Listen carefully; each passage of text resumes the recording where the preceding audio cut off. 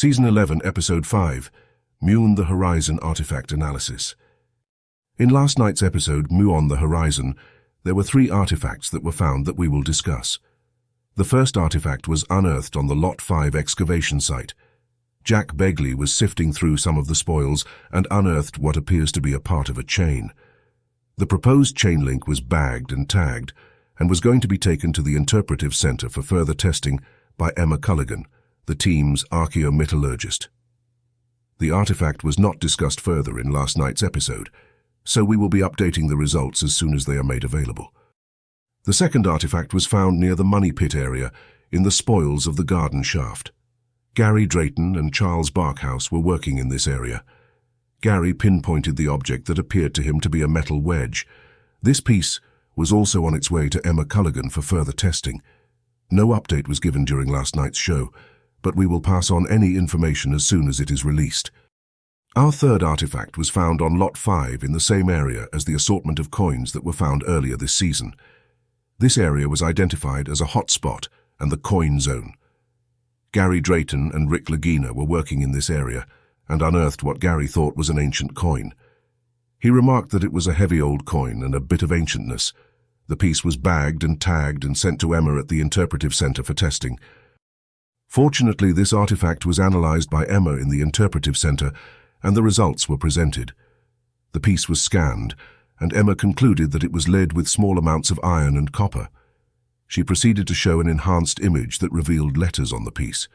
Archaeologist Laird Niven said that it was not a coin, but a lead bag seal. This brought up the previous seal that was found on the island. Emma concluded that it was not a match for that seal that was unearthed in Season 8, Episode 24, Silver Lining. This was evident even without testing when comparing both seals. Laird elaborated on his opinion by saying that he had found a match for the bag seal.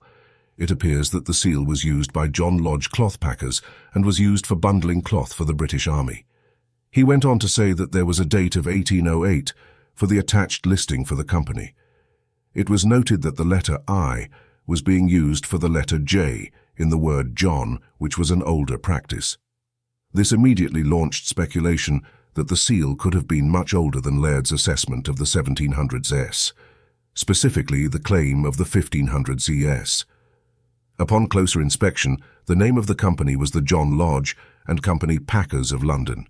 It is noted that they were cloth packers, and the cloth was used in the making of army uniforms for the British. The picture of the example was found in Ontario, Canada. It is also mentioned in the listing that another matching seal was found at Fort Michilimackinac in 2022. Fort Michilimackinac, on the very northern tip of the lower peninsula of Michigan, was initially a French fort from 1715 until 1760. In 1761, the French gave the fort to the British as part of the peace agreement of the French and Indian War, also known as the 7 Years' War. In 1761, the British took possession of the fort, and it was a major trading post. The British lost the fort for about a year, from 1763 to 1764, by an attack by the Ojibwe people, but held possession of it from 1764 until 1781. This is when another fort was built to take its place on nearby Mackinac Island. It seems clear that if the bag seal on Oak Island is a match for the seal found at Fort Michilimackinac, it was from the time period of around 1761 until 1781, most likely during the earlier period because of the Revolutionary War.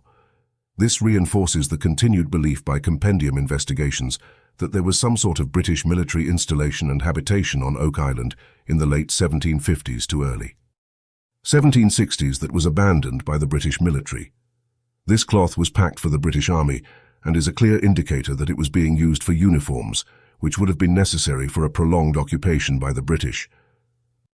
We will update these artifacts in our continuing feature called Artifact Alley.